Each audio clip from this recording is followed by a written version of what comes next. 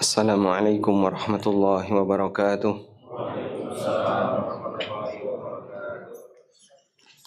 Alhamdulillahi rabbil alamin. Wassalatu wassalamu ala ashrafil mursalin Nabiyyina wa maulana Muhammadin wa ala alihi wa sahbihi ajma'in. Wa ashhadu an la ilaha illallah wahdahu la syarika lah. Wa ashhadu anna Muhammadan abduhu wa rasuluh. Salawatu rabbi wa salamu alaihi wa ala alihi wa ashabihi wa man sara ala nahjihi wa istanna bisunnatihi ila yaumiddin. Alhamdulillah, kita bersyukur kepada Allah di waktu subuh setelah menyelesaikan salat subuh secara berjamaah. Kita lanjutkan dengan kajian bersama sampai waktu syuruk. Semoga Allah jadikan ini sebagai ikatan amal kebaikan. Seusai melaksanakan ibadah, kita tidak putus, namun kita lanjutkan dengan ibadah berikutnya. Dan kita mau membahas sebagaimana dalam pengumuman berkaitan dengan fikih bulan Rajab. Saat ini kita sudah berada di bulan Rajab, tanggal berapa Pak? Ada yang tahu? Tanggal 6 Rajab. Baik. Tentang bulan Rajab, kenapa kita perlu membahas bagian ini? Karena ini salah satu di antara bulan haram atau bulan mulia dan di antara musim beramal yang dilakukan oleh kaum muslimin. Sekarang kita akan lihat seperti apa kondisi bulan Rajab. Kata Rajab sendiri berasal dari turunan kata Rajaba yurajjibu yang artinya azzama yu'azzimu, mengagungkan. Sehingga disebut sebagai bulan Rajab dari kata Rajaba yurajjibu, artinya mengagungkan. Bulan ini dinamakan sebagai bulan Rajab karena masyarakat Arab sangat memuliakan dan mengagungkan bulan Rajab. Sehingga keberadaan 4 bulan haram yang kita kenal ini sudah ada sebelum Nabi SAW diutus. Lalu kemudian dipertahankan dalam syariat Islam sehingga berlaku sampai sekarang. Ada 4 bulan haram apa saja Pak? 3 berturut-turut, 1 terpisah. Dzulqa'dah, Dzulhijjah, Muharram, kemudian 1 terpisah, Rajab. Dzulqa'dah, Dzulhijjah, Muharram. Ini 3 bulan berturut-turut. Kemudian 1 bulan terpisah, yaitu bulan Rajab. Berkaitan dengan keberadaan bulan haram, ini telah Allah tegaskan di surat At-Taubah ayat 36. Allah Subhanahu wa taala berfirman, "Inna iddatash syuhuri 'indallahi 12 syahran fi kitabillah." Sesungguhnya jumlah bulan di sisi Allah ada 12. Fi kitabillah, dalam ketetapan Allah, yauma khalaqas samawati wal arda, ketika Allah menciptakan langit dan bumi. Sehingga pergiliran waktu dalam 1 tahun ada 12 bulan. Ini terjadi sejak kapan? Sejak langit bumi diciptakan. Dan sampai sekarang itu belum berubah. Sehingga di surat At-Taubah ayat 30 Allah menegaskan, jumlah bulan dalam pergiliran 1 tahun ada 12 fi kitabillah, dalam ketetapan Allah, yauma, pada hari khalaqas samawati wal ard, ketika Allah menciptakan langit dan bumi. Kenapa ada penegasan seperti ini dalam Al-Quran? Karena sebagian masyarakat Arab, terutama suku Mudor, itu meyakini bahwa jumlah bulan dalam 1 tahun ada 10. Dan ternyata ini juga salah satu di antara keyakinan sekte Nasrani Ortodok, bahwa jumlah bulan tidak 12 tapi 10. Dan ini pemahaman yang salah, perhitungan yang salah. Maka Allah Subhanahu wa taala luruskan dalam Al-Qur'an, jumlah bilangan itu, jumlah bulan dalam 1 tahun itu ada 12. Minha arba'atun hurum, di antara 12 bulan itu ada 4 bulan haram. Dzalikad dinul qayyim, itulah ajaran agama yang lurus.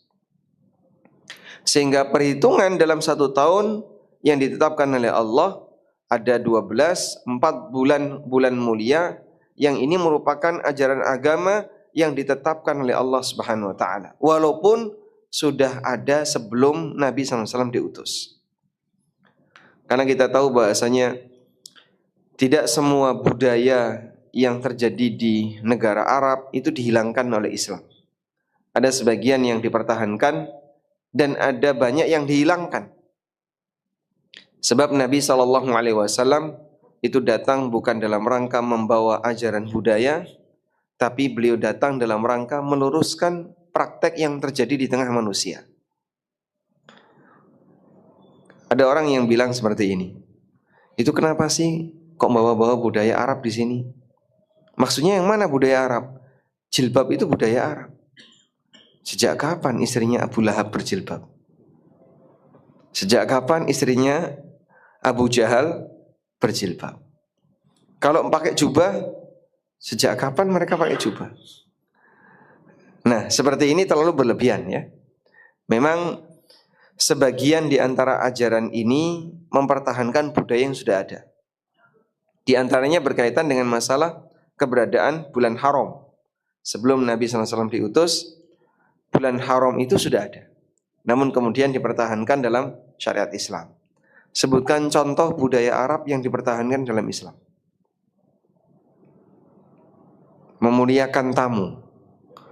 Orang Arab itu terhadap tamu, mereka akan berikan layanan yang luar biasa, ekstra. Dan itu kebanggaan. Maka saat Islam datang, ini tidak dihapus. Bahkan Nabi SAW menjadikan ini bagian dari apa Pak? Konsekuensi iman. Man kana yu'minu billahi wal yaumil akhir falyukrim dhaifa. Siapa yang beriman kepada Allah dan hari akhir, maka dia harus memuliakan tamunya. Karena itu orang-orang Ansor ketika didatangi kaum Muhajirin, mereka dalam memberikan layanan kepada kaum Muhajirin enggak tanggung-tanggung. Apa yang mereka berikan? Sampai ditawari setengah hartanya, sampai ditawari istri, ditawari A, ditawari B, dan dulu mereka sudah menawarkan kebunnya. Sehingga mereka menyampaikan kepada Nabi SAW, ya Rasulullah, untuk saudara-saudara kami yang baru datang, mereka belum punya kerjaan. Ya sudah, kebun kami kita bagi 2. Setengah untuk Muhajirin, setengah milik Ansor. Masya Allah. Sampai tanahnya itu mau dibagi 2. Mungkin tidak akan ada ya budaya seperti ini di zaman sekarang. Sehingga orang sekarang kalau melayani tamu gimana Pak? Diirit-irit atau diorot-orot Pak? Dia akan perhitungan. Tapi kalau orang dulu, masyarakat Arab kalau sudah melayani tamu, apapun yang dibutuhkan oleh tamunya, mereka siap untuk siaga melayani. Baik, kita tinggalkan hal ini dan kita masih fokus di masalah bulan Rajab. Nah, Allah Subhanahu wa taala menyebutkan bahwasanya penetapan bulan haram sebagai bulan mulia dalam Islam, dzalikad dinul qayyim, itu adalah agama yang lurus. Sehingga siapa yang tidak mau menghormati bulan haram, berarti dia tidak sesuai dengan ajaran agama yang lurus yang telah ditetapkan oleh Allah Subhanahu wa taala. Selanjutnya disebutkan dalam hadis riwayat Bukhari Muslim, Nabi SAW bersabda, "Inna zamana qad istadara kahayatihi yauma khalaqallahu samawati wal ard." Sesungguhnya zaman ini bergulir, waktu ini bergulir seperti ketika Allah menciptakan langit dan bumi.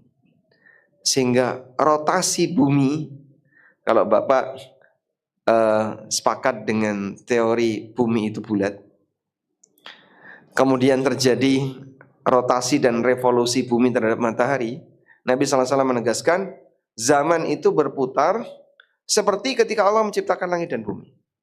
Sehingga sehari 24 jam itu terjadi sejak zaman Nabi Adam sampai sekarang.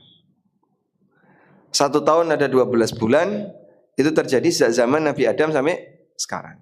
Sepekan ada 7 hari, terjadi dari dulu sampai sekarang. Tidak ada perubahan. Lalu kata Nabi SAW, as-sanatu ithna asyara syahran. Dalam 1 tahun ada 12 bulan. Minha arba'atun hurum. Di antaranya ada 4 bulan haram. Salasatun mutawaliyat. 3 bulan berturut-turut. Lalu beliau merincikan, Dzulqa'dah, Dzulhijjah, Muharram, wa Rajab syahru Mudhar, dan Rajab bulan suku Mudhar. Kenapa disebut Rajab bulan suku Mudhar? Karena suku Mudhar ini paling menghormati bulan Rajab, sehingga sampai jadi cirinya. Dan mereka menyebut Rajab al-A'sam. Apa yang dimaksud dengan Rajab al-A'sam? Al-A'sam artinya yang sunyi, sehingga mereka menjadikan bulan Rajab itu bulan sunyi, fokus untuk kegiatan ibadah. Tidak boleh bekerja, tidak boleh berperang, tidak boleh angkat senjata, tidak banyak sekali larangan-larangannya. Sampai mereka menyebut bulan Rajab sebagai bulan Rajab al-A'sam, bulan Rajab yang sunyi. Alladzi baina Jumada wa Sya'ban, yang bulan Rajab ini jatuh antara Jumadits Tsaniyah dengan bulan Sya'ban. Ditegaskan oleh Nabi SAW demikian karena ada sebagian yang menjadikan bulan Rajab itu di bulan Safar. Bulan haramnya itu bulan Safar, bukan bulan Rajab. Suasana seperti ini mungkin kalau di zaman sekarang nggak begitu terasa. Dulu di masa Nabi SAW sempat terjadi khilaf. Jadi yang benar yang mana sih bulan haram? Safar atau Rajab? Karena ada sebagian di antara suku Arab yang mereka meyakini bulan haramnya itu Safar. Maka Nabi SAW menegaskan bulan haram yang benar itu Rajab. Antara Jumada Tsaniyah dengan bulan Sya'ban. Baik. Kemudian jemaah, kenapa ini disebut sebagai bulan haram? Haram di sini artinya mulia, Pak. Sebagaimana tanah haram artinya tanah mulia. Dan hal yang haram kenapa disebut haram? Karena banyak larangan. Sehingga bulan mulia, kemudian tanah mulia disebut sebagai tanah haram, disebut sebagai bulan haram karena dia punya aturan khusus di mana di bulan ini dan tanah itu ada banyak larangan. Sebutkan contoh larangan di tanah haram. Dilarang, tidak boleh. Di tanah haram boleh berperang enggak? Tidak boleh membunuh. Tidak boleh apa lagi? Di luar tanah haram boleh membunuh? Hah? Tidak boleh hubungan suami istri. Nanti orang Madinah enggak beranak pinak. Orang Mekah tidak beranak pinak. Kalau lagi ihram enggak boleh hubungan suami istri. Tidak boleh berburu. Sehingga kalau ada hewan buruan nggak boleh ditangkap. Allah memberikan perlindungan di situ. Apalagi aneka pepohonan di sana tidak boleh dipatahkan sembarangan, tidak boleh ditebang. Jadi sayangnya Sumatera bukan tanah haram sehingga ada kelonggaran. Meskipun barang buktinya keluar semua. Jadi di situ pohon tidak boleh ditebang. Karena tidak boleh ditebang sembarangan, sehingga hanya boleh ada tindakan terhadap pohon jika sangat dibutuhkan. Bapak kalau dimanapun kan mau nebang pohon, dengan pertimbangan saya butuh kayu ini, silahkan. Tapi kalau di tanah haram tidak bisa, kecuali betul-betul dipertimbangkan ini harus ditebang, silahkan ditebang. Kemudian dosa yang dilakukan di tempat mulia lebih besar daripada dosa yang dilakukan di luar tempat mulia. Maka maksiat yang dilakukan di tanah Mekah lebih besar dosanya daripada maksiat yang dilakukan di Jakarta. Oleh karena itu, saat orang berada di kota Mekah, peringatan yang seharusnya selalu dia ingat adalah kamu ada di tempat mulia. Dan berbuat maksiat di tempat mulia dosanya lebih gede daripada berbuat maksiat di luar tempat mulia. Sebutkan contoh dosa yang paling sering dilanggar di Mekah. Apa Pak? Ngerokok di sembarang tempat. Apalagi Pak kira-kira? Ghibah. Apalagi? Bertengkar. Yang mungkin perlu diperhatikan. Israf itu israf ya, boros. Termasuk salah satu di antara dosa. Sehingga jamaah umroh kita ingatkan, Anda kalau ngambil makanan jangan asal. Kadang kan orang kalau makan di restoran ya, merasa ketika melihat makanan pertama, nasi segunung, telurnya 5, lauknya bisa 3, terus tambah mie, tambah apa lagi, buahnya bisa Masya Allah. Dimakan sebagian, ditinggal semuanya. Dan bagi orang sana ya dibuang. Apalagi pelayan-pelayan yang datang dari Bangladesh atau dari India atau mana, mereka nggak peduli. Begitu selesai langsung masuk sampah semua. Nah kalau seperti ini caranya, subhanallah, kayaknya memang perlu berlatih adab makan yang serius agar tidak membuang-buang seperti ini. Maka jamaah umroh kami selalu kita ingatkan, kalau makan perhitungan. Ngambil tuh ngambil, silakan ngambil tapi perhitungan. Jangan apa? Asal ngambil banyak tapi tidak dihabiskan. Dan sadari itu maksiat. Kalau ini di Jakarta mungkin lebih ringan. Tapi kalau Anda lakukan di Mekah, di Madinah, bisa jadi dosanya lebih besar. Maka mungkin jamaah, ada orang pulang umroh, dia pulang bukan membawa status umroh yang makbul, tapi dia pulang bawa dosa. Dia pulang bawa dosa. Karena dia berangkat bawa dosa, sampai di sana dosanya belum diampuni, nambah dosa baru. Sehingga dia pulang bawa dosa. Andaikan yang bisa kita lakukan, kita berusaha untuk maksimal. Kita datang bawa dosa, lalu sampai di sana kita fokus ibadah, lalu kita pulang membawa ampunan dosa, itu sudah anugerah luar biasa. Tapi mungkin banyak di antara masyarakat kita yang pulang bawa dosa. Karena mungkin nggak maksimal Pak, kurang berkualitas. Baik, selanjutnya 4 bulan haram ini disebut sebagai bulan haram karena ada larangan. Larangan yang terkuat adalah dilarang untuk kontak senjata. Kenapa sampai ada larangan seperti itu? 3 bulan yang pertama ini dalam rangka untuk melayani haji. Bulan Muharram atau bulan Dzulqa'dah sebulan sebelum bulan haji. Ini orang berangkat dari berbagai macam daerah untuk ke kota Mekah. Butuh waktu selama sebulan. Terutama yang dari jalur utara, yang dari jalur selatan di ujung Yaman, laut selatan Yaman, yang dari utara, yang dari Riyadh. Mereka ketika berangkat ke Tanah Suci butuh waktu, ada yang sampai 3 pekan, butuh waktu sampai sebulan. Maka selama 1 bulan pertama sebelum pelaksanaan haji nggak boleh ada yang ganggu. Yang kedua, bulan Muharram. Bulan Muharram bulan 1 bulan pasca Dzulhijjah. Sehingga 3 bulan berturut-turut, Dzulqa'dah, Dzulhijjah, Muharram.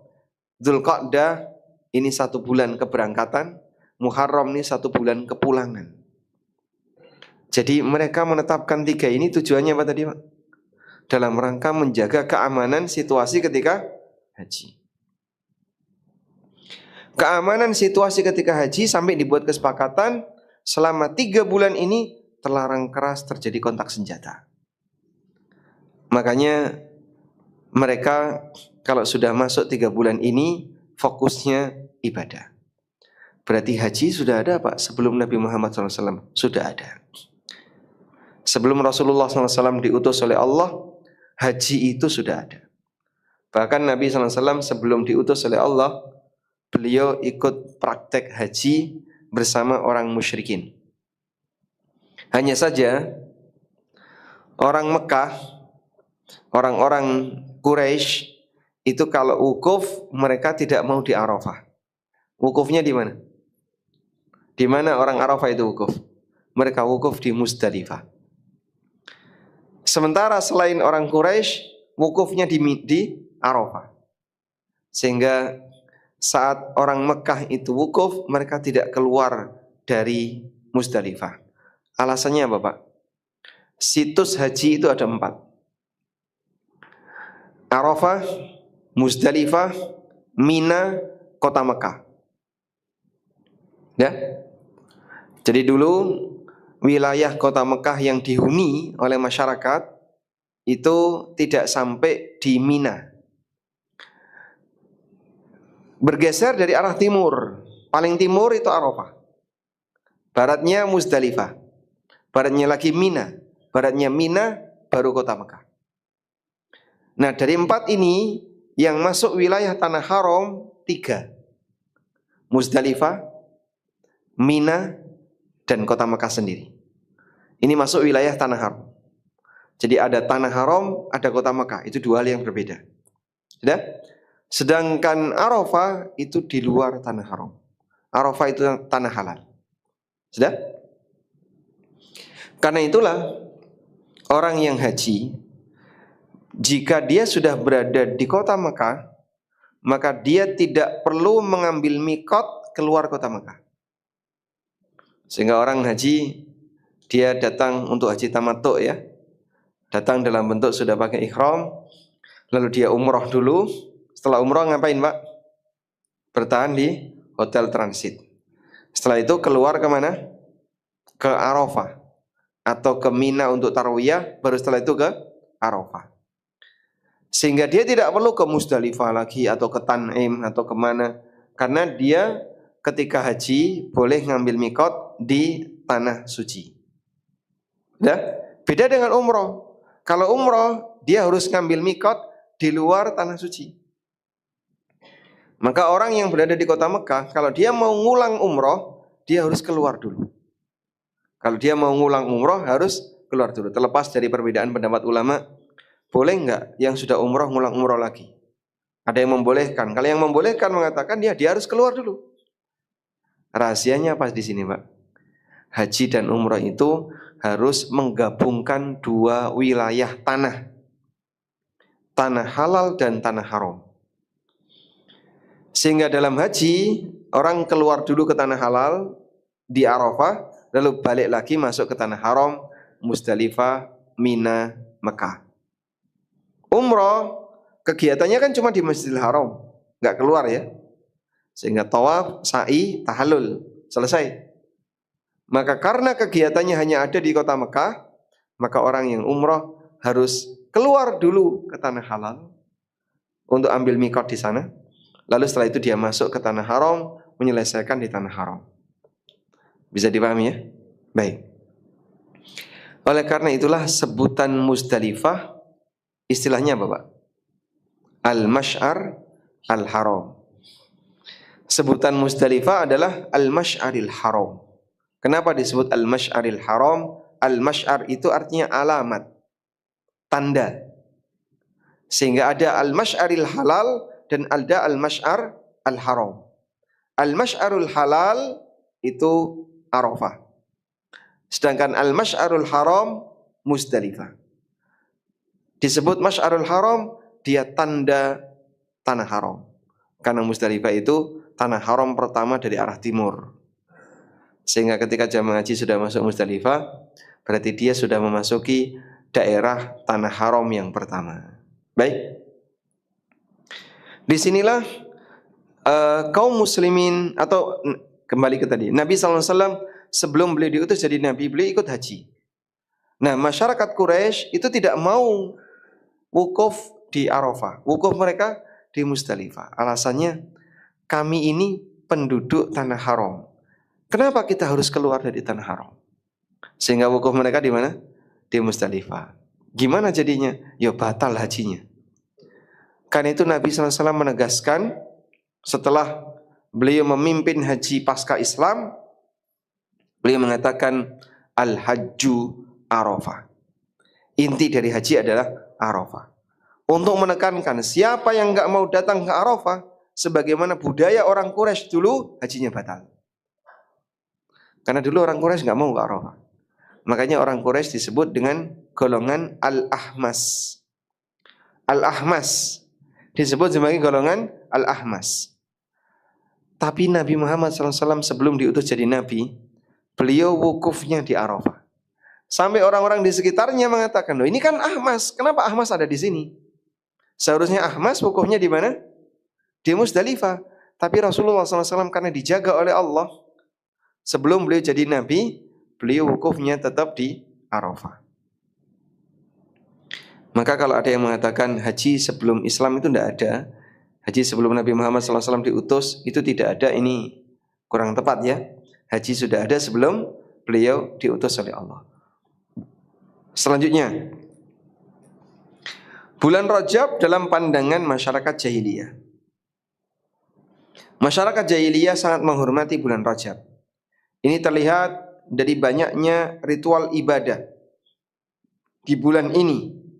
Di antaranya adalah menyembelih binatang yang mereka sebut dengan istilah atirah atau rojabiyah.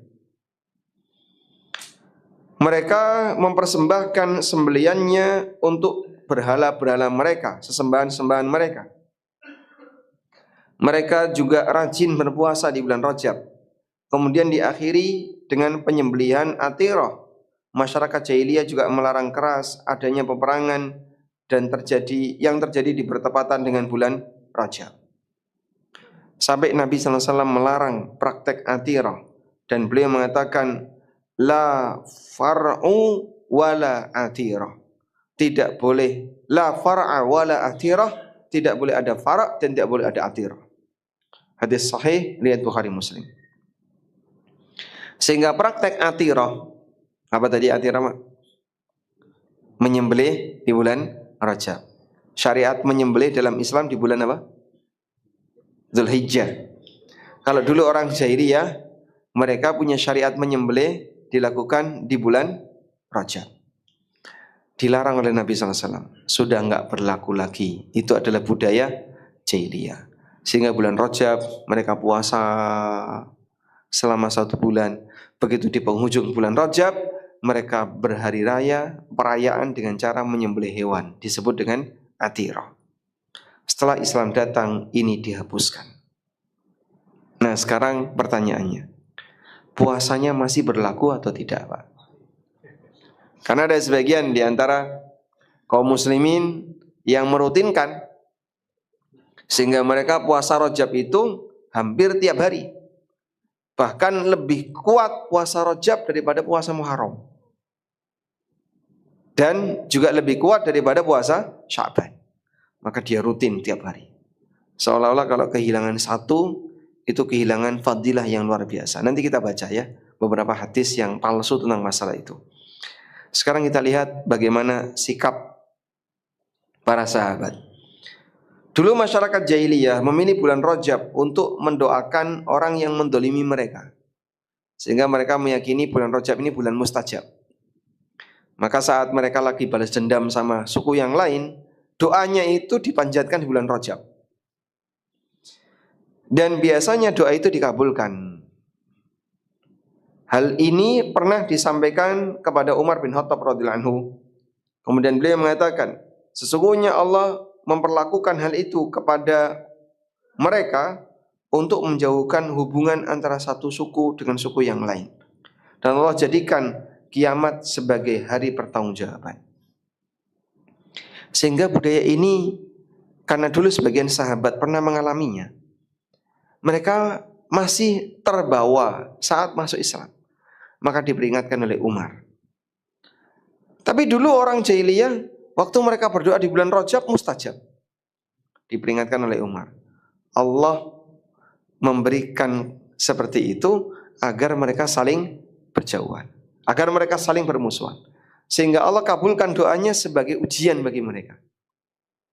Maka sebagian orang jahiliyah mendoakan suku A, nanti suku A celaka. Wah, senang mereka. Akhirnya permusuhan semakin kuat terjadi di antara mereka, sehingga perang doa. Pas bulan Rajab tidak boleh perang senjata, tapi akhirnya mereka gantikan dengan perang doa. Yang ini mendoakan buruk suku B, yang ini mendoakan buruk suku C, seperti itu. Tidak boleh perang senjata. Kata Umar bin Khattab, itu ujian yang diberikan oleh Allah agar mereka saling bermusuhan. Disebutkan juga dalam riwayat dari Kharshah bin Al-Har, beliau mengatakan, ra'aitu Umar bin Al-Khattab radhiyallahu anhu yadribu akufan nas fi Rajabin hatta yada'uha fil jifan. Aku melihat Umar bin Khattab radhiyallahu anhu memaksa banyak orang untuk meletakkan tangannya di nampan makanan. Jadi maksudnya adalah beliau memaksa orang-orang yang puasa untuk membatalkan. Wa yaqul, dan beliau mengatakan, kulu, ayo makan. Fa innama huwa syahrun kana yu'azzimuhu ahlul jahiliyah. Rajab ini adalah bulan yang dimuliakan dan diagungkan oleh masyarakat jahiliyah. Sehingga sampai pada titik ini Umar bin Khattab radhiyallahu anhu melarang orang yang terlalu berlebihan berpuasa di bulan Rajab. Riwayat ini disebutkan oleh Ibnu Abi Syaibah. Baik. Terus bagaimana Pak kalau ada orang yang puasa bulan Rajab? Berpuasa di bulan Rajab tidak dilarang, tapi kalau memberikan penekanan khusus untuk berpuasa di bulan Rajab, nah di bagian ini yang perlu untuk ditegaskan. Yang dilakukan oleh Umar itu orang yang puasa tiap hari. Sikap beliau kepada siapa? Orang yang puasa tiap hari. Dalam hadis yang diriwayatkan oleh Ibnu Abi Syaibah, beliau sampai memaksa orang, letakkan tanganmu di makanan, ayo makan. Jangan ikuti tradisi dan budaya jahiliyah.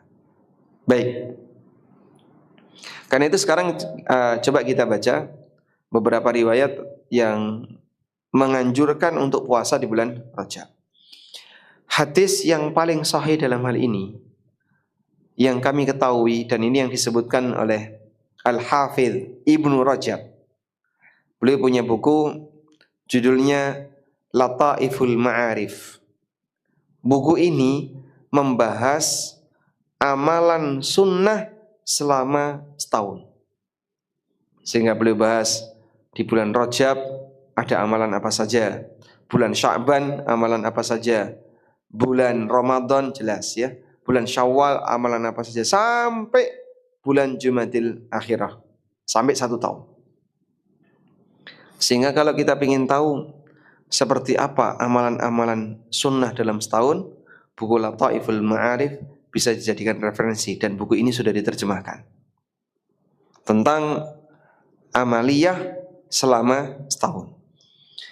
Nah, di Lataiful Ma'arif, Al-Hafidh Ibnu Rajab menyebutkan tentang latar belakang adanya puasa di bulan Rajab. Dari seorang wanita namanya Mujibah Al-Bahiliyah. Dari pamannya bercerita bahwa suatu ketika orang ini menjumpai Nabi SAW. Lalu dia memperkenalkan diri. Ya Rasulullah, ata'rifuni? Ya Rasulullah, Anda masih kenal saya? Nabi SAW tanya, kamu siapa? Ana al-Bahili alladhi atika fil am al-qadim. Alladhi atika fil amil qadim. Aku adalah orang dari suku Bahili yang setahun yang lalu pernah menemui Anda. Nabi SAW kemudian teringat. Terus kenapa kamu berubah seperti ini? Sekarang dia datang dengan penampilan kurus, badannya kering. Lalu dia mengatakan, ya Rasulullah, sejak aku tinggalkan Anda setahun yang lalu, setiap hari aku puasa. Jadi ketemu Nabi sallallahu alaihi wasallam pertama kali, terus pulang ke suku Al-Bahili.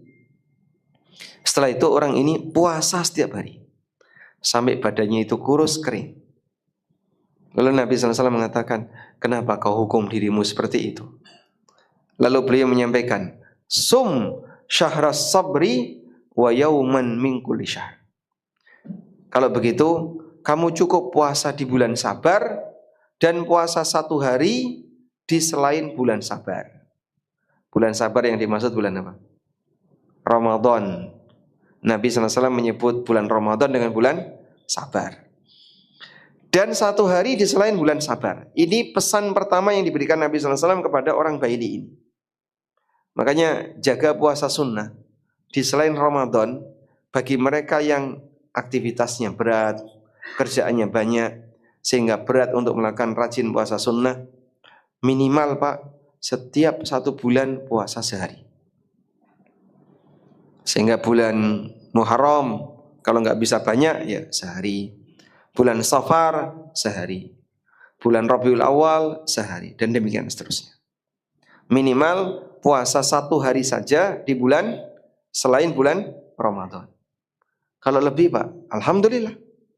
Sehingga Anda bisa puasa 6 hari di bulan Syawal. Anda biasa puasa 3 hari. Atau bahkan bisa Senin Kemis. Bisa lebih bagus. Tapi mujibah, orang ini mengatakan, Al-Bahili ini mengatakan, ya Rasulullah, inna indi quwwah. Ana utiku aktsara min hadza. Aku masih kuat. Aku mampu lebih dari itu. Lalu Nabi SAW mengatakan, kalau begitu puasalah 3 hari setiap bulan. Ya Rasulullah, aku bisa lebih dari itu. Kemudian Nabi SAW meminta kepadanya, sum ashhurul haram. Kalau begitu silahkan kamu puasa di bulan-bulan haram. Hadis ini sahih diriwayatkan oleh Imam Ahmad. Maka berdasarkan hadis ini muncul anjuran untuk berpuasa di bulan-bulan haram. Berarti kalau puasa di Dzulqa'dah, Dzulhijjah, Muharram puasa. Tapi kenyataannya tidak. Penekanan yang mereka berikan untuk puasa di bulan haram hanya berlaku di bulan Rajab, tapi tidak berlaku di bulan yang lain. Saya orang Lamongan. Kanan kiri saya adalah orang-orang aktivis bulan Rajab. Sehingga kalau sudah bulan Rajab Pak, Masya Allah Pak. Ya Bapak lihat kegiatan buka puasa Ramadan. Rame Pak ya? Rame Pak. Jadi di masjid-masjid dan musola-musola orang rame. Rame ngapain Pak? Bukber Pak. Buka puasa bersama.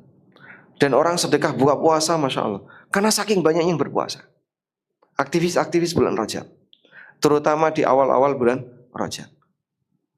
Tapi itu tidak berlaku untuk Dzulqa'dah, Dzulhijjah, Muharram. Saat 3 bulan ini nggak ada apa-apa Pak. Biasa saja.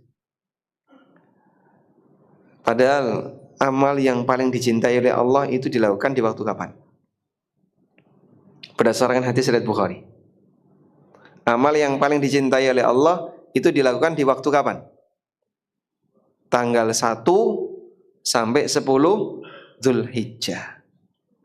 Nabi SAW mengatakan, ma min ayyamin al-amalus salihu fiha ahabbu ilallah min hadhil ayyam, yakni ayyamal ashar. Tidak ada hari di mana amal saleh yang dilakukan di hari itu lebih dicintai oleh Allah melebihi amal saleh yang dilakukan di 10 hari pertama Dzulhijjah. Oleh karena itulah kita dianjurkan memperbanyak amal saleh dari tanggal 1 sampai tanggal 10. Tapi tanggal 10 kan nggak boleh puasa Pak. Iya. Dan gantinya berkorban, salat Id, kemudian memperbanyak takbiran. Dari mulai tanggal 1 sampai 9 silahkan diperbanyak puasa. Dan suasana ini masih jarang dipahami masyarakat.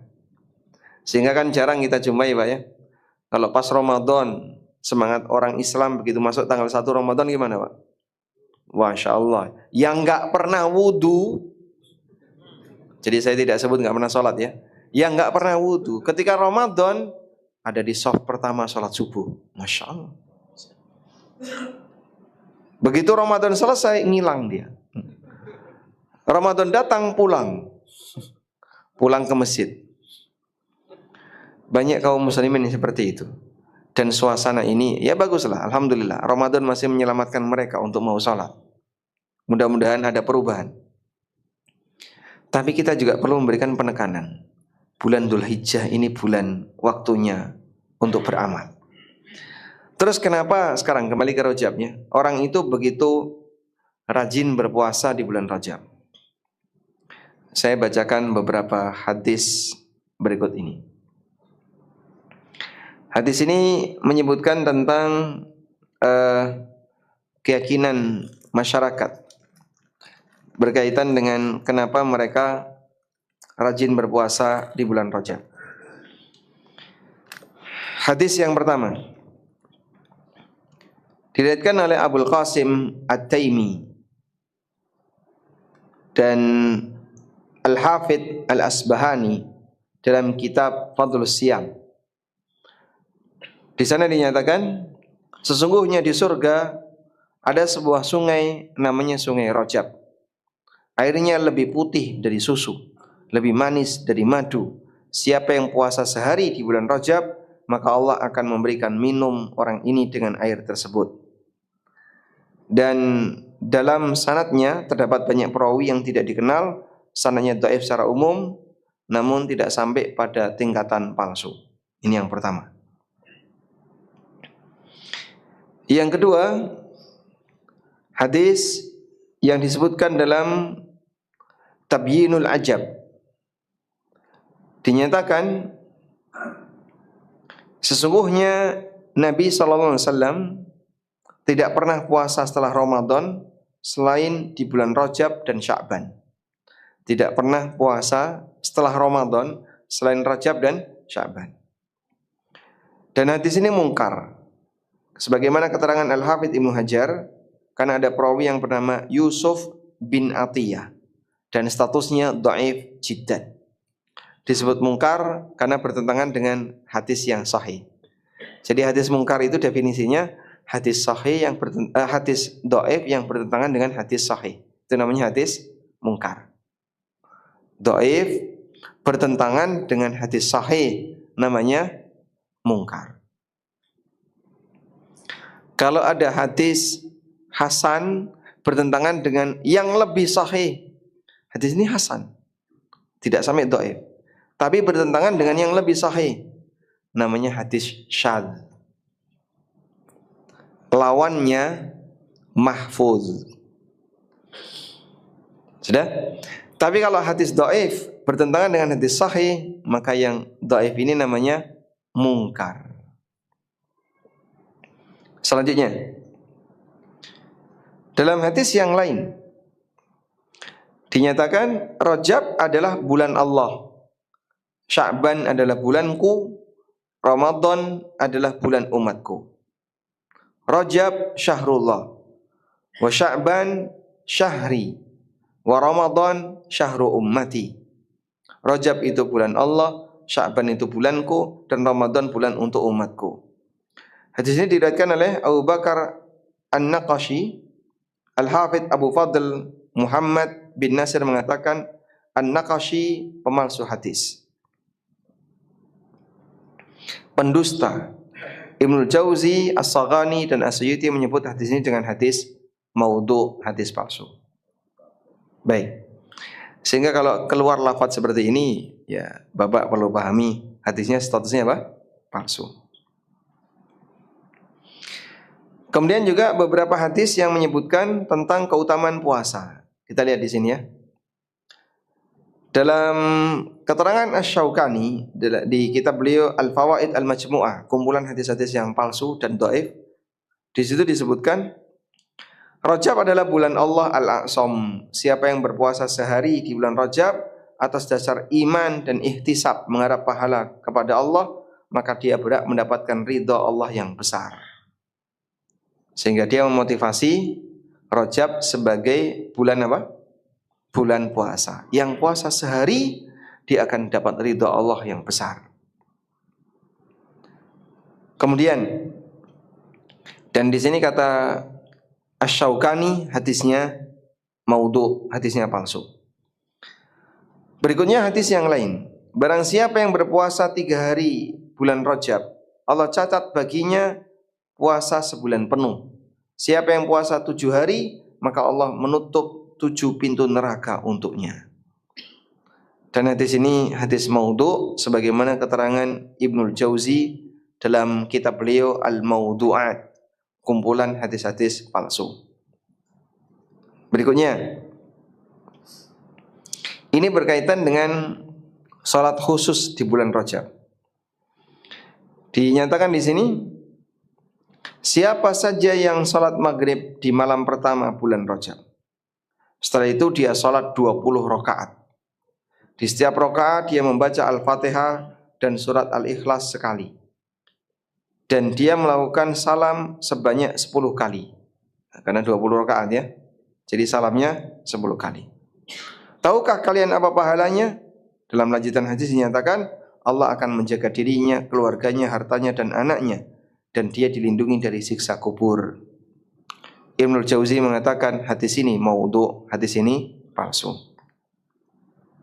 Hadis yang lain, siapa saja yang puasa di bulan Rajab selama dan salat 4 rakaat, maka dia tidak akan mati sampai dia melihat tempatnya di surga atau dia diperlihatkan tempatnya di surga. Sehingga sebelum mati sudah ditampakkan tempatnya. Belum mati loh Pak. Dan kata Ibnul Jauzi, status hadisnya maudhu. Kemudian disebutkan tentang salat raghaib. Salat raghaib. Dalam keterangan hadis itu dinyatakan, Rajab adalah bulan Allah, Sya'ban bulanku, dan Ramadan bulan umatku. Namun janganlah kalian lupa dengan malam Jumat pertama bulan Rajab, karena malam itu adalah malam yang disebut oleh Allah, disebut oleh para malaikat dengan malam Ar-Raghaib, di mana apabila telah berlalu sepertiga malam, tidak ada satu malaikat yang berada di semua lapisan langit dan bumi kecuali mereka berkumpul di Ka'bah dan sekitarnya. Kemudian Allah melihat mereka dan Allah berfirman, wahai malaikatku, mintalah apa saja yang kalian inginkan. Mereka pun mengatakan, wahai Tuhan kami, keinginan kami adalah agar engkau mengampuni orang yang suka puasa Rajab. Allah berfirman, hal itu sudah aku lakukan.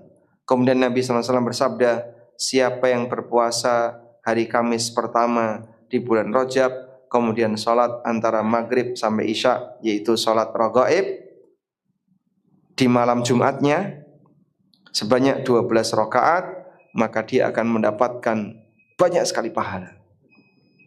Ya, berarti kemarin, ya, kemarin ya. Jadi tadi malam Anda sudah kerjain belum?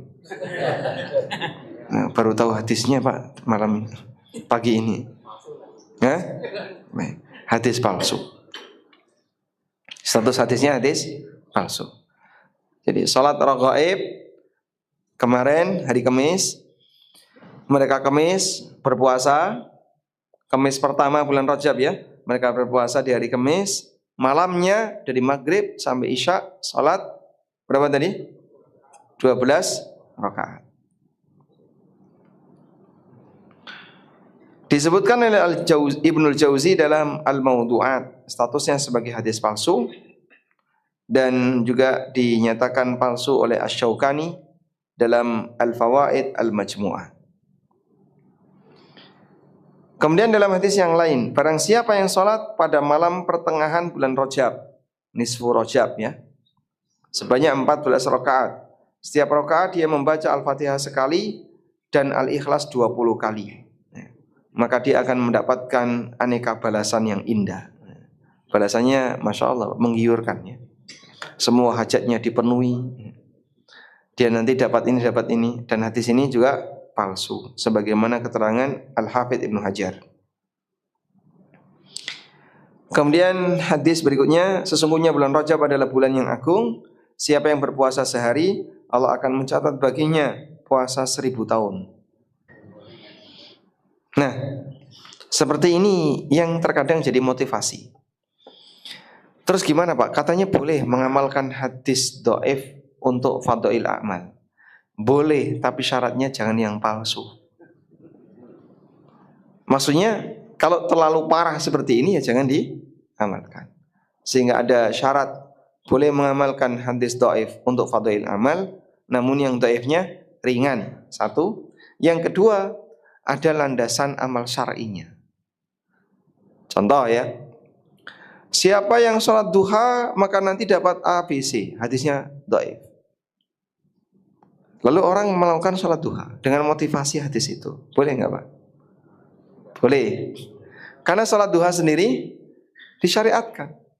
Sholat duha sendiri adalah sholat yang disyariatkan.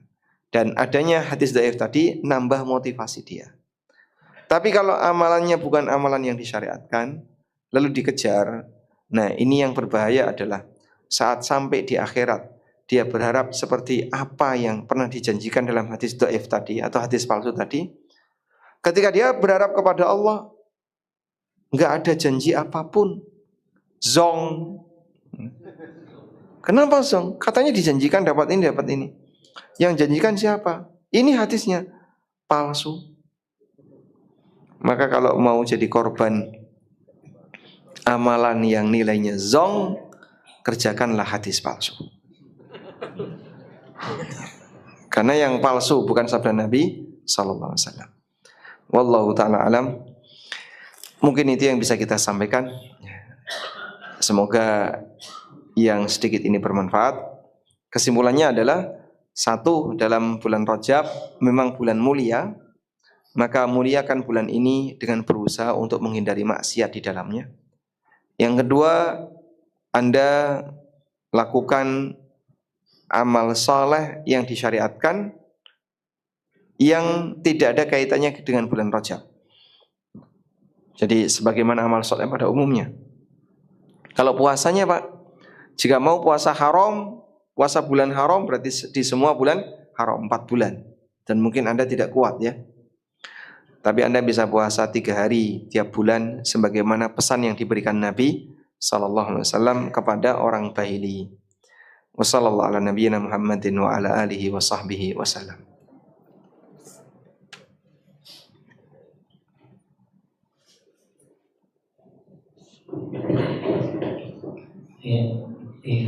Ada yang bertanya?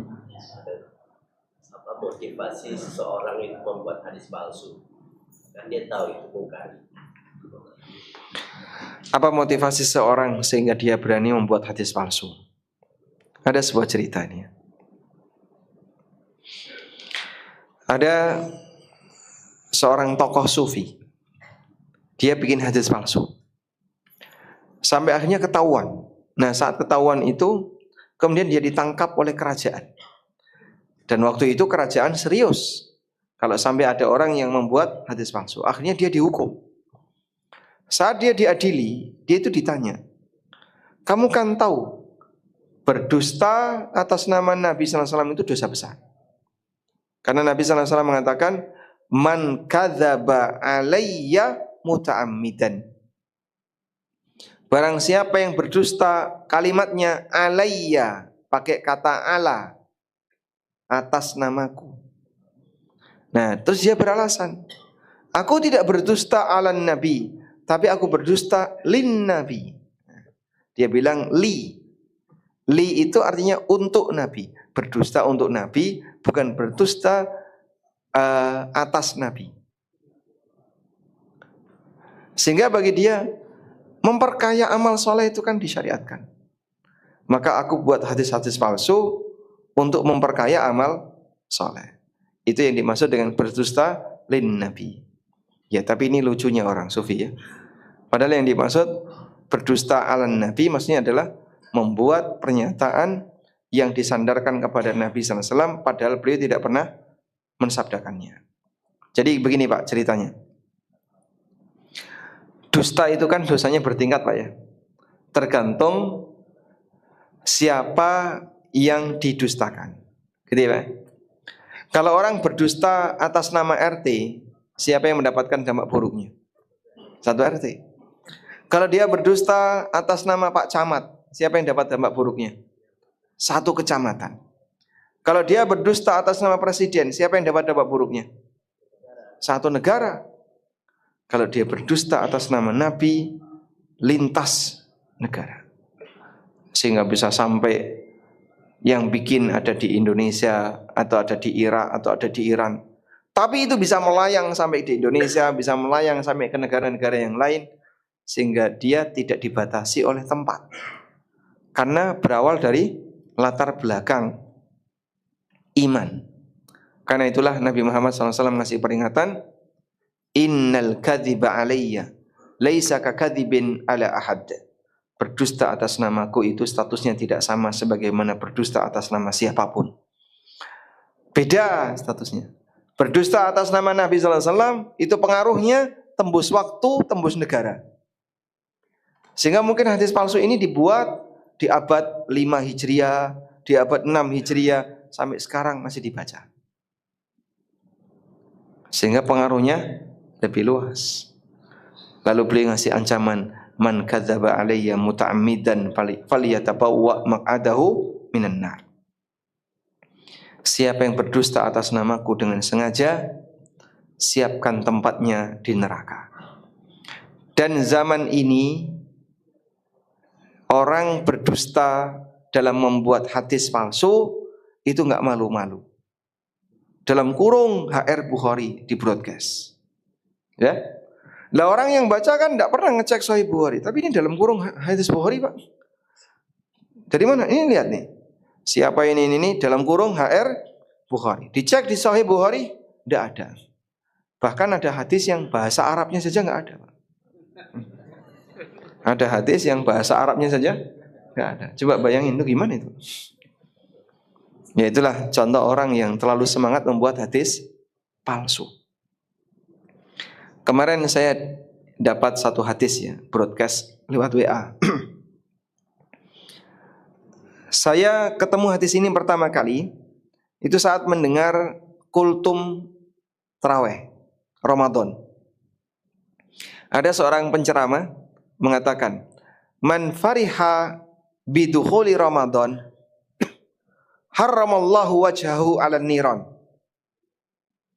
Barang siapa yang gembira dengan masuknya bulan Ramadan, maka Allah akan haramkan wajahnya dari neraka.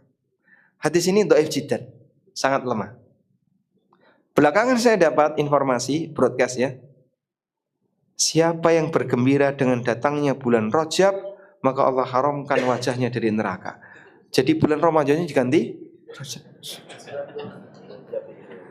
Hadis yang pertama tadi sudah bermasalah. Bulan Ramadannya diganti dengan Rajab. Ketemu yang sama diganti dengan Sya'ban. Siapa yang bergembira dengan datangnya bulan Sya'ban, maka Allah akan haramkan wajahnya dari neraka. Masya Allah. Jadi orang gak malu, Pak, untuk berdusta atas nama agama. Karena itu dalam sebuah peringatan yang serius, Nabi SAW ngasih tahu mengenai kejadian di akhir zaman. La ya'tiyanna 'alan nasi sanawatun khadda'at yusaddaqu fiha al-katib wa yukadzabu fiha as-sadiq wa yu'tamanu fiha al-amin wa yu'tamanu fiha al-kha'in wa yukhawwanu fiha al-amin wa yatakallamu fiha ar-ruwaibidah. Akan datang satu zaman penuh kedustaan besok di tengah umat manusia. Zaman penuh penipuan dan kedustaan. Orang jujur dianggap pendusta, pendusta dianggap jujur, pengkhianat diberi amanat, orang yang amanat dituduh pengkhianat. Kira-kira Anda sudah merasakannya belum? Anda sudah merasakannya belum? Itu karena tinggal di Indonesia atau gimana? Sehingga ada orang yang bicara atas nama agama, padahal dia dusta. Itulah mungkin yang disebut sanawatun khadda'at. Penipu punya banyak pengikut. Sehingga dia jelas nipu. Nipunya itu kan, Masya Allah Pak, nggak perlu lulusan S1 untuk bisa mengenali itu penipuan. Ini adalah bahasa jin. Inna maqali maqali. Itu bahasa jin atau bahasa semut? Hah? Ada pengikutnya nggak, Pak? Hah? Banyak. Lucu ya. Hanya ada di Konoha. Baik. Monggo. Ini ada pertanyaan. Assalamualaikum warahmatullahi wabarakatuh. Waalaikumsalam warahmatullahi wabarakatuh. Bagaimana dengan tentang doa minta keberkahan di bulan Rajab? Apakah sahih? Apabila sahih, bagaimana doa yang lengkapnya? Doa minta keberkahan di bulan Rajab. Kalimatnya Allahumma barik fi Rajabina. Ya Allah, berkailah bulan Rajab kami. Apakah hadis ini sahih? Baik.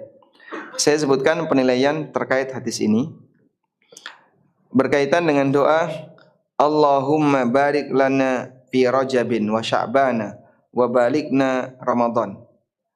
Hadis ini diriwayatkan oleh Imam Ahmad. Dalam sanadnya terdapat perawi namanya Zaidah bin Abi Raqqah. Kemudian dari Ziyadah An-Numairi. Tentang para perawi ini Imam Bukhari mengatakan mungkarul hadis. An-Nasai mengatakan mungkarul hadis. Sementara Ibnu Hibban mengatakan hadisnya tidak bisa dijadikan dalil. Allahumma barik lana fi Rajabin wa Sya'ban wa balikna Ramadan. Ada dalam Musnad Imam Ahmad. Tapi perawinya dinilai bermasalah oleh beberapa ulama yang lain. Walaupun saya pernah menemukan sebagian yang menilai hasan. Sehingga kalau di sini masih di ranah khilaf di antara para ulama dalam masalah penilaian, boleh nggak Pak saya amalkan dengan saya berpihak kepada ulama yang menilai hadis ini hasan? Ya insya Allah tidak masalah. Sehingga Anda bisa baca Allahumma barik lana fi Rajabin wa Sya'bana wa balikna Ramadan. Ya Allah, berkailah kami di bulan Rajab dan Sya'ban dan antarkan kami agar bisa sampai di bulan Ramadan. Tapi ada doa yang mungkin Anda dianjurkan untuk merutinkannya. Yaitu doa apa? Agar bisa ketemu Ramadan. Sebagian ulama salaf, ini bukan hadis Nabi SAW-nya, tapi sebagian ulama salaf, mereka berdoa kepada Allah, Allahumma sallimni ila Ramadan, wa sallim li Ramadana, wa tasallamhu minni mutaqabbala. Ini doa bagus sekali ya. Allahumma sallimni ila Ramadan. Ya Allah, selamatkanlah aku agar bisa sampai Ramadan. Maksudnya, jaga kesehatanku, jaga fisikku, sehingga nanti bisa ketemu bulan Ramadan. Karena ketemu bulan Ramadan itu kemuliaan. Wasallim li Ramadana, dan mudahkanlah untukku mengerjakan amalan di bulan Ramadan. Itu digambarkan dalam doa ini. Serahkanlah Ramadan kepadaku. Karena kalau Ramadan diserahkan kepada seseorang, seolah-olah apa? Dia dimudahkan untuk melakukan amalan di bulan Ramadan. Wa tasallamhu minni mutaqabbala, dan terimalah amalku sebagai amal yang dikabulkan. Sehingga kita minta 3 hal kepada Allah: diberi kesehatan fisik, diberi kemampuan untuk bisa ketemu Ramadan sehingga nanti bisa beribadah. Yang kedua, dimudahkan. Ada yang ketemu Ramadan tapi dia nggak puasa. Ketemu Ramadan tidak qiyamul lail, tapi malah balapan motor. Ya, dia sebelum sahur balapan motor. Kita minta agar dimudahkan untuk beribadah di bulan Ramadan. Yang ketiga, apa tadi Pak? Memohon agar amalnya di bulan Ramadan diterima oleh Allah. Talha bin Ubaidillah pernah bercerita, ada 2 orang yang masuk Islam bersama, A dan B. Mereka datang masuk Islamnya bareng. Lalu A ini orangnya lebih rajin ibadah, kemudian dia mati syahid dalam medan perang. Sementara B, beliau tidak lebih rajin ibadah daripada A, dan tidak mati syahid. B meninggal setahun setelah A. Lalu keduanya meninggal. Setelah B meninggal, berarti keduanya sudah meninggal. Talha kemudian bermimpi. Dalam mimpinya, Talha ini ketemu dengan A dan B sedang berada di depan pintu surga. Lalu datang penjaga surga, kemudian dia mempersilahkan, wahai B, silahkan kamu masuk. Maka B masuk surga. Terus dia keluar lagi, sekarang kamu A, silahkan kamu masuk. Kemudian dia keluar lagi, kemudian menyampaikan kepada Talha, anta farji fa innaka lam yakni ba'du. Wahai kamu, Talha, pulanglah, kau belum waktunya. Maka Talha pulang, lalu beliau bangun tidur. Kemudian cerita. Saat Talha cerita ini viral di kalangan sahabat. Sampai berita ini tiba di telinga Nabi SAW. Lalu beliau tanya, madza ta'jabun? Kenapa kok sampai viral? Kalian merasa heran apa? Ya Rasulullah, kenapa B lebih dulu masuk surga daripada A? Padahal A tadi lebih rajin ibadah dan mati syahid. Tapi B masuk surga duluan. Kemudian Nabi SAW mengatakan, bukankah B ini hidup setahun setelah A meninggal? Nah, selama setahun dia ketemu Ramadan. Dia sholat sekian rakaat. Fama bainahuma ma bainal ardi was sama. Maka jarak antara dia, antara A dan B seperti langit dan bumi. Satu Ramadan bisa seperti ini, bagaimana dengan banyak Ramadan? Jika satu Ramadan bisa seperti ini, bagaimana dengan banyak Ramadan? Maka jangan sia-siakan ketika sudah ketemu bulan Ramadan ya. Banyak saudara kita yang saat Covid kemarin di usia 40 tahun, 30 tahun, 50 tahun sudah mendahului kita. Allah selamatkan Bapak Ibu dari Covid. Yang waktu itu banyak sekali korban. Terus ketemu dan bulan Ramadan berkali-kali. Jangan disia-siakan. Wallahu a'lam. Nah, sekali. Bagaimana caranya menghilangkan kebiasaan orang-orang yang mengerjakan amalan dari hadis palsu, sementara mereka sudah dikasih tahu itu juga nggak ada syariatnya, tapi tidak menerima karena tradisi di kampung itu kuat sekali. Makanya mungkin dia perlu ditanya, kamu beramal karena budaya atau karena dalil? Karena dalil, palsu gini kok. Kalau palsu kenapa diikuti? Ya kalau mau bernasib kayak tadi ya, beramal tapi zong ya. Sehingga dia sudah capek tapi nggak dapat apa-apa. Makanya Allah membuat gambaran dalam Al-Quran tentang bagaimana orang yang beramal tapi hasilnya zong. Bapak dengarkan ayat ini di surat An-Nur ayat 39. Allah Ta'ala berfirman, walladzina kafaru a'maluhum kasarabin biki'ah yahsabuhu adh-dham'anu ma'a hatta idza ja'ahu lam yajidhu syai'an wa wajadallaha 'inda fawaffahu hisabah wallahu sari'ul hisab. Orang kafir itu amalan mereka seperti fata morgana yang ada di padang pasir. Ketika orang yang kehausan itu berusaha untuk mendatanginya, ternyata dia tidak menjumpai apapun. Baik, bayangannya kayak gini Pak, ilustrasinya. Fata morgana ini apa Pak? Bayangan air.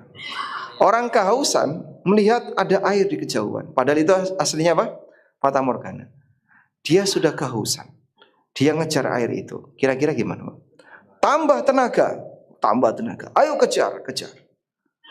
Sehingga sampai di sana makin capek, makin haus, gak ada apa-apa, gak ada hasil. Maka orang yang beramal seperti itu, ayo rajin beramal, gas, cuman gas saja. Selesai beramal, zong, gak dapat apa-apa. Maka Allah sayang kepada hambanya, kamu kalau beramal, ya jangan sampai beramal yang tidak ada hasil. Sudah terlanjur capek, tapi dia nggak dapat apa-apa. Ya, karena itu kita ingatkan kepada mereka yang beramal dengan hadis palsu tadi ya. Kalau mau jadi korban amalan zong, lanjutkanlah. Wallahu a'lam. Pas jam 6 ya. Demikian yang bisa kita sampaikan. Semoga apa yang kita bahas ini bermanfaat. Wassallallahu ala nabiyyina Muhammadin wa ala alihi wa sahbihi wasallam. Wa akhiru da'wana anil hamdulillahi rabbil alamin. Wassalamualaikum warahmatullahi wabarakatuh.